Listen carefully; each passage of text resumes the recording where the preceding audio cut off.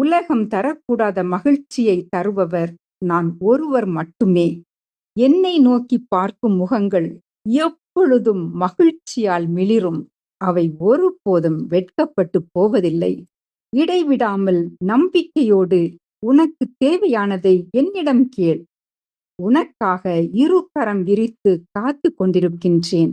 என் அன்பு பிள்ளையே, எல்லா சூழ்நிலையிலும், தாழ்விலும் உயர்விலும், நிறைவிலும் வறுமையிலும், ஏசப்பா உமக்கு கோடி நன்றி என்ற நன்றி பாடல் உன் வாயில் ஒலித்துக் கொண்டே இருக்கட்டும்.